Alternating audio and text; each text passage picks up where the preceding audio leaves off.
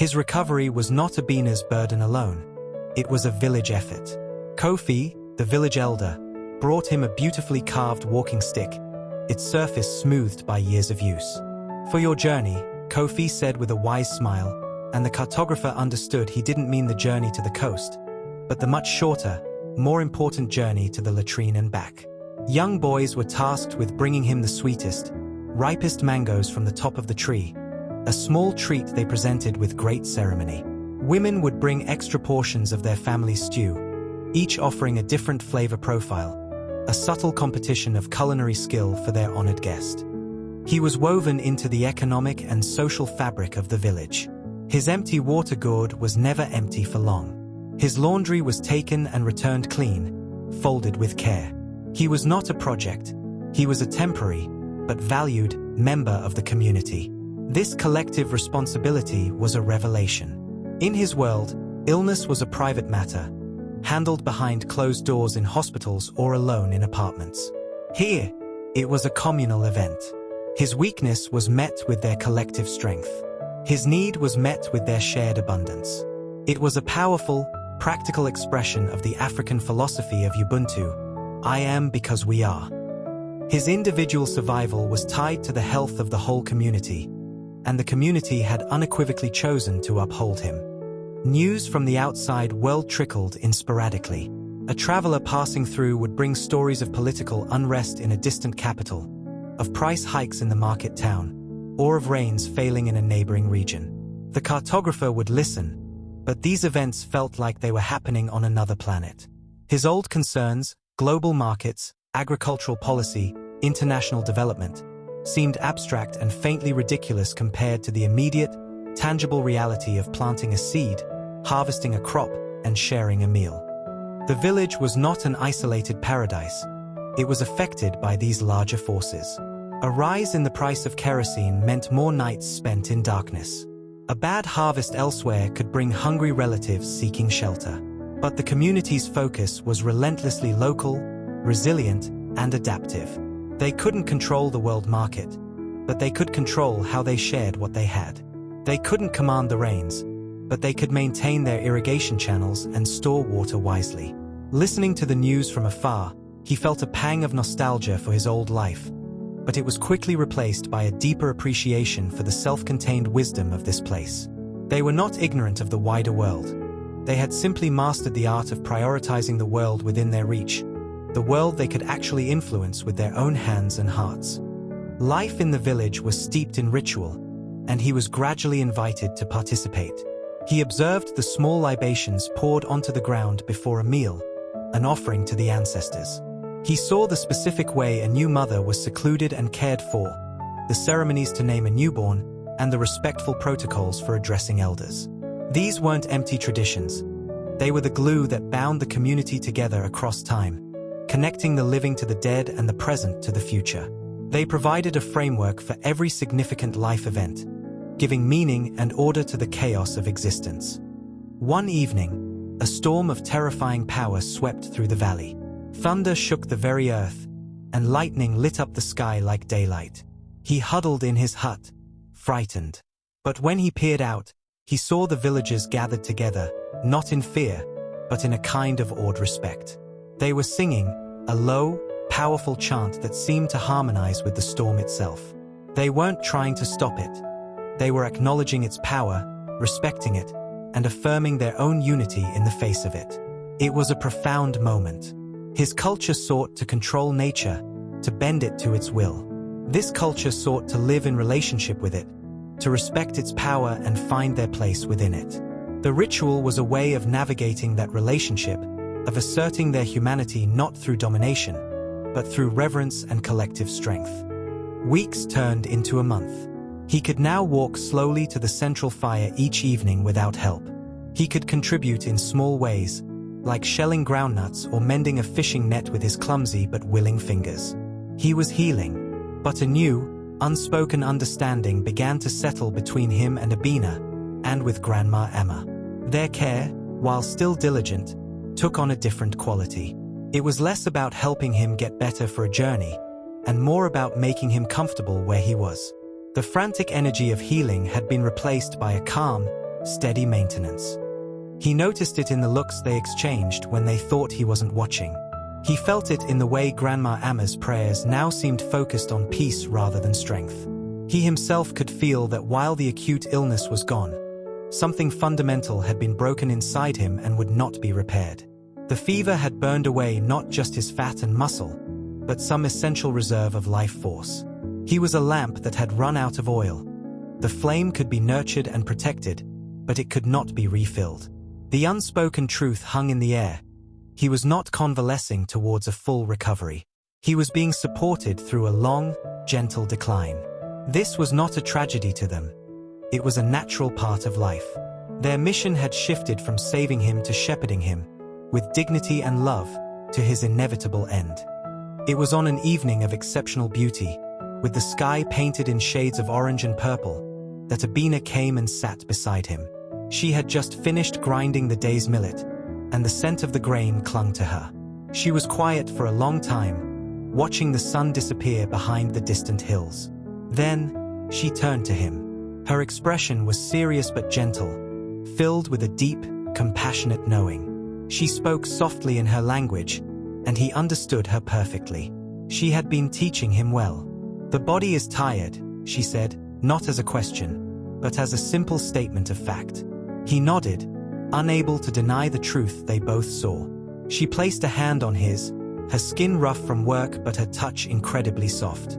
Then she asked the question, the one that would define his final days and echo into the future for me to find. She asked it with the utmost gravity and love, as if bestowing an honor. "What would you wish for?" she asked. "If you could have anything, what would be your last meal?" The question hung in the air, not morbid, but sacred. It was an invitation to define his final comfort, to choose the taste that would escort him out of this world. It was the ultimate act of care, and it acknowledged the truth they had all been silently understanding for days. He didn't need to think about it. The answer came to him instantly, rising from a place deeper than memory or preference. It wasn't a fancy dish from a famous London restaurant. It wasn't a complex recipe from his childhood. It was the simplest, most fundamental taste of nourishment he had ever known. He thought of the first solid food that had passed his lips after the fever, the meal that had signaled his return to the world, if only briefly. He thought of the communal act of eating from a shared bowl, of the earthy, comforting goodness that had filled his hollow stomach and soothed his spirit. He looked at Abina, his eyes clear. In her language, he slowly, carefully said the words. "I would wish for fufu," he said. "The fufu you made for me, and the light soup with the fish." He paused, gathering the words. "But not just the food. I would wish to eat it as we did, from the same bowl, with you." His request was not just for a dish, but for an experience. It was for the taste of his first hope in this place, and for the companionship of the woman who had given it to him.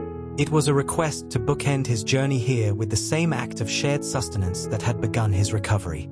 He was asking to partake in the most fundamental ritual of this community one last time, with the person who embodied its spirit of generosity. It was a perfect, poetic choice.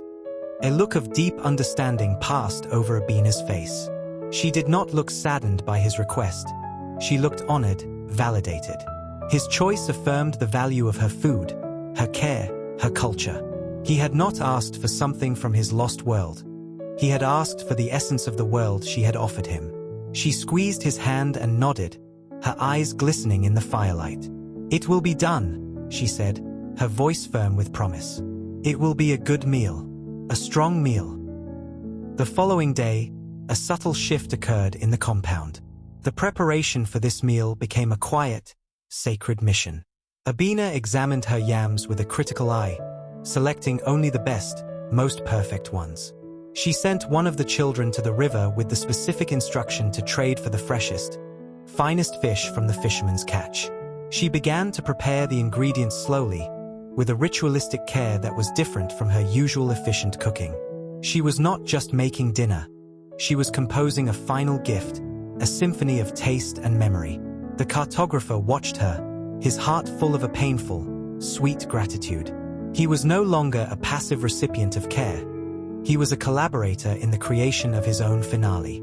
The anticipation of the meal became a thing of beauty in itself, a final project they would undertake together. The preparation was a village affair, as all important things were. The chosen yams were a source of pride, donated by Kofi from his personal store, the ones he'd been saving for a special occasion. The children were tasked with fetching extra water from the well and collecting the specific firewood that would give a sweet, clean smoke to the cooking fire. The fish, when it arrived, was a magnificent tilapia, its scales still shining with river water. It was presented to Abina with a small flourish by the young boy who had procured it, his chest puffed with importance.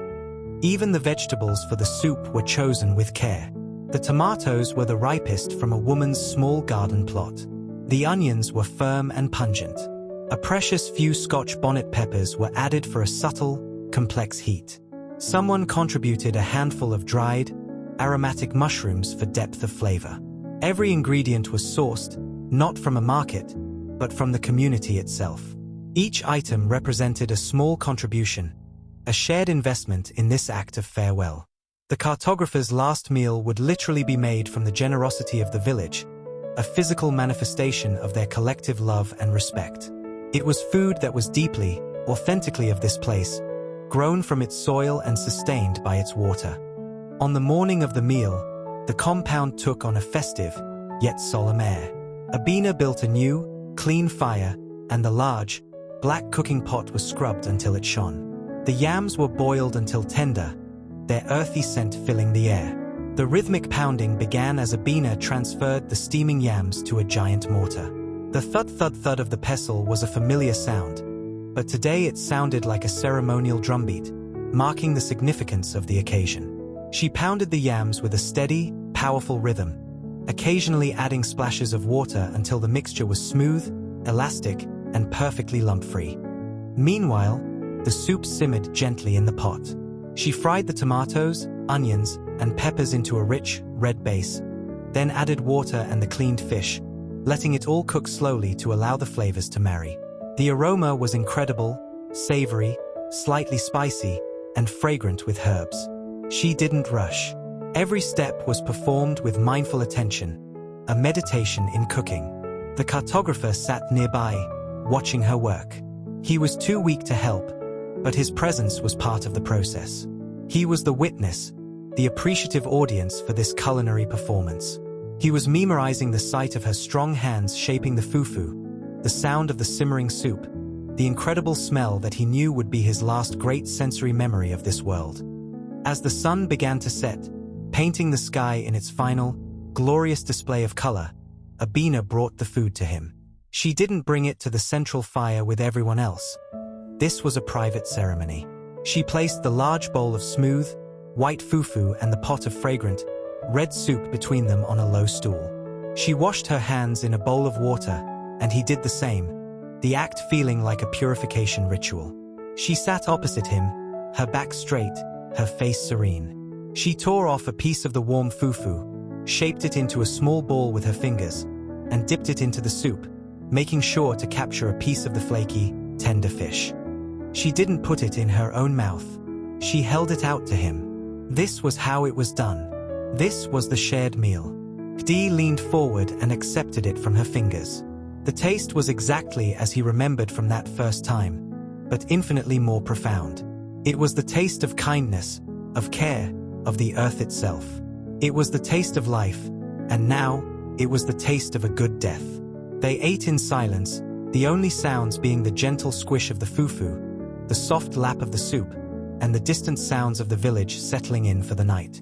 Each mouthful was a communion, a silent conversation of gratitude and farewell. It was not a sad meal. It was a deeply satisfying, peaceful one. He was being fed, body and soul, for the final journey. When the bowl was empty, and the last of the soup had been sopped up with the final piece of fufu, a deep contentment settled over him. The physical warmth of the food spread through his core, easing the ever-present ache in his bones. He looked at Abina, struggling to find words in any language that could convey the magnitude of what she had given him. "Medas pai," he said. "Thank you very much." It was so inadequate, but it was all he had. She understood. She nodded, her eyes holding his. "You have a good heart," she said in her language. "The journey will not be long, and you will not be alone." She spoke not of a journey to another village, but of the journey he was about to take. Her words were not a guess. They were a certainty, offered with the same simple faith with which she believed the sun would rise. She told him about her beliefs, that the ancestors would be waiting to guide him, that his spirit would remain connected to this place. She spoke of death not as an end, but as a transition, a return to a wider community. It was the most comforting conversation of his life. There were no unanswered questions, no fears left unaddressed. In the quiet of the evening, with the taste of fufu still on his tongue, he was absolutely ready. The meal and the conversation had drained the last of his energy, but it was a good tiredness, the feeling of a long day's work completed well. Abina helped him back to his mat, arranging the blankets around him with her usual efficient care. She left a gourd of fresh water beside him and placed a single, glowing ember from the cooking fire in a small clay dish to ward off the night's chill. She paused at the doorway, silhouetted against the star-filled sky. "Sleep well," she whispered, and then she was gone. He did not expect to sleep. He expected to lie there and contemplate the enormity of the moment. But the heavy, satisfying fullness from the meal and the profound emotional peace pulled him under quickly. His sleep was deep and dreamless, a complete and utter surrender. There was no struggle, no fear, no pain. For the first time in months, his body was not a source of agony but a vessel of perfect comfort. He was warm, he was safe, he was loved, and he was full. The last conscious thought he had was not a thought at all, but a feeling, a wave of overwhelming gratitude that washed over him and carried him away into the deepest, most restorative sleep of his life. The village woke at its usual time, with the first crow of the rooster and the pale light of dawn. The rhythms of life continued. Women began to prepare for the day's work, children's voices rose in play, and the smell of morning fires filled the air. Abina went about her tasks, but her movements were slower, her attention divided. She waited a respectful amount of time, allowing for rest, before she approached his hut. She stood at the doorway for a long moment, listening. The silence from within was different. It was not the silence of sleep, but a deeper, absolute stillness. She knew before she even entered. She pushed the reed door aside and stepped into the cool, dim interior. He was lying on his mat, exactly as she had left him. His face was peaceful, relaxed, with the faintest hint of a smile touching his lips. His hand was resting on his chest, which was still. There was no struggle in his expression, no trace of the pain that had so often contorted his features. He looked like a man who had simply finished his work and laid his tools down. Abina knelt beside him, not in grief, but in reverence. She placed her hand on his forehead. It was cool. The fever was gone forever. She closed her eyes and whispered a prayer of thanks, not for his life, but for the peace of his passing. He had gotten his wish. His last taste had been one of love and community. The news spread through the village quietly, from person to person, not as a shock, but as an expected event. There was sadness, of course, a soft sigh that passed through the community. The children were quieter that day, sensing the shift in mood. But the overwhelming emotion was not grief, it was respect. They had known he was leaving them, and they had helped him do it with dignity. Kofi and the other elders came to pay their respects, standing silently at the foot of his mat for a few moments before nodding and leaving to make the necessary arrangements. This was not a tragedy to be mourned hysterically. It was a life to be honored and a spirit to be sent on its way correctly. The women began to prepare food, not for the stranger, but for the wake that would follow his burial. The men began to dig a grave in a quiet, shaded spot at the edge of the village, a place of honor. His death was treated as a natural, sacred part of the cycle of life. He had come to them as a stranger, but he would not leave as one. He would be buried according to their customs, his spirit acknowledged and sent to join the ancestors with the proper rituals. His passing was seamlessly integrated into the life of the village, a testament to their profound understanding of life and death. The burial was simple and beautiful. He was wrapped in the clean white cloth that Abina had woven herself, originally intended for a different purpose. He was carried to the grave on a litter made of branches, borne by the men of the village. Everyone attended. Grandma Amma led the prayers, calling on the ancestors to welcome this new spirit, this traveler from a faraway land, and to guide him gently to his rest. She spoke of his good heart, his curiosity, and his peace in the end. She asked the ancestors to recognize him as one who had been cared for by their people. As his body was lowered into the red earth, Abina stepped forward.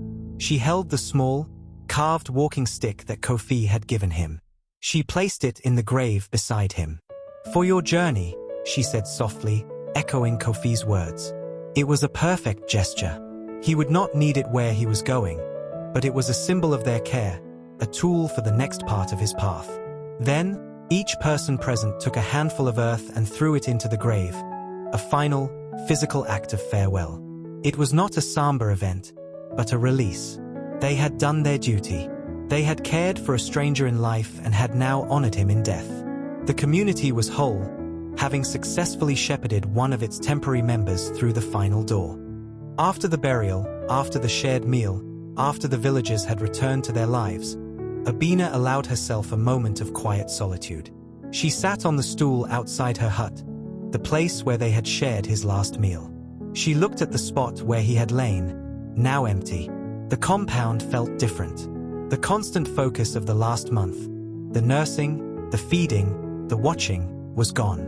A hollow space had opened up where that purpose had been. A single tear traced a path down her cheek, followed by another.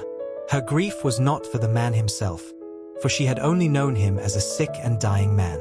Her grief was for the loss of the purpose, for the end of the intense, focused connection. She would miss his attempts at her language, his quiet presence by the fire, the simple act of caring for another human being. It had given her days a profound meaning. But her tears were also tears of fulfillment. She had done it. She had seen a hard task through to its peaceful conclusion. Her quiet grief was therefore laced with a deep pride and a sense of a job well done. She had offered sanctuary, and it had been accepted. She had offered a final meal, and it had given peace. There was no greater success. The cartographer's belongings, his pack, his clothes, his maps, were gathered together. The villagers did not know what to do with them. They held no practical use here. His money was given to Abina, both as a thanks and to help replenish the food stores she had used in caring for him. The maps, with their intricate lines and strange notations, were fascinating but ultimately meaningless to them. The journal, however, was different. Abina could not read the words, but she recognized its importance. She had seen him writing in it during his lucid moments. She took the journal to Kofi. He handled the book with respect, understanding it contained the man's thoughts, the story of his final days. It felt wrong to destroy it, but it also did not belong here. It was a piece of him that needed to find its way back to his world. Kofi entrusted it to a trader who occasionally passed through the village on his way to larger markets and, eventually, to the big cities on the coast. "Give this to someone who can understand it," Kofi instructed. "It belongs to the world of words." The trader, intrigued, tucked the journal into his own goods. It was one more item to trade, a curiosity. And so the journal began its own long journey, passed from hand to hand, from market to market, a silent vessel carrying an incredible story, waiting for the right person to finally open it and understand. The trader, a man named Chidi, was a practical man. He dealt in goods he could sell, spices, textiles, sometimes rare artifacts. The journal was an oddity. That night, at his camp, he examined it by the light of a small fire. He could not read the language, but he was a keen observer. He saw the careful sketches of plants and villages he recognized. He saw the shaky, final entry. He could sense the weight of the story within, even if he couldn't decipher the words. This was not just a book. It was a record of a life, and more importantly, a death. He felt a strange responsibility for it. Kofi's request had been solemn. This wasn't a product to be haggled over. It was a legacy to be delivered. He decided he would not sell it in just any market. He would take it all the way to the coast, to a city with universities and libraries, with foreigners who could read the language. He would find someone who looked like they would understand its value. The journal became his special charge, tucked away safely from the dust and rain of the road. He wasn't doing it for money. He was doing it to complete the circle, to honor the unknown man whose final resting place he knew. It was an act of respect that transcended commerce. The journal traveled with Chidi for weeks, moving slowly through the vibrant, chaotic tapestry of West Africa. It was jostled in overcrowded minibuses, soaked by tropical downpours, and warmed by the relentless sun. It sat beside sacks of coffee and bundles of Kent cloth, a silent, paper-bound passenger on a journey its author had never completed. Chidi guarded it carefully, its presence a constant reminder of the story from the small village. He found himself thinking about the stranger, about Abina's kindness, about the concept of a chosen last meal. He reached the bustling port city of Accra, a world away from the quiet, red earth village. The noise, the traffic, the sheer density of people were overwhelming. Here, the story in the journal felt even more fragile and precious, a tiny, intimate jewel in a vast, roaring setting. Chidi asked around, directed to a part of the city where scholars and expatriates gathered. He went to a small bookshop that specialized in foreign texts, a place that felt calm and orderly amidst the city's chaos. This, he decided, was the place. He walked in, the journal held carefully in his hand, ready to complete his part of the story. The bookshop was a haven of quiet, smelling of old paper, leather, and dust. The proprietor was a Ghanaian man with a kind face and glasses perched on the end of his nose. Chidi, feeling out of place, approached the counter. He didn't try to sell the journal. Instead, he told the story. He spoke of the village, of the sick stranger, of the woman who cared for him, and of the chief who asked him to bring the book to someone who could understand. He placed the worn journal on the counter. The bookseller, intrigued, picked it up. He could read English. He opened it carefully, his eyes scanning the precise handwriting, the sketches, and then the final, desperate entries. He read the part about the last meal, about the fufu and the shared bowl. His professional detachment melted away. This was a primary source, a raw and powerful human document. He looked at Chidi with new respect. "You have done a good thing," he said quietly. He paid Chidi a fair sum, not for the book itself, but for his trouble and his integrity. He promised the journal would be treated with the respect it deserved. Chidi left, feeling a chapter close, satisfied that he had fulfilled his duty. The journal had found a new keeper. The journal has found its way to the coast, but its journey is far from over. What do you think will happen to it now? Who will its next guardian be, and how will they unravel the story within its pages? Let me know your predictions in the comments. The final episode follows the journal's path to its unexpected discoverer and the incredible modern-day quest it inspires. To see how this decades-old story finds its voice and closes its circle, join us for the powerful conclusion.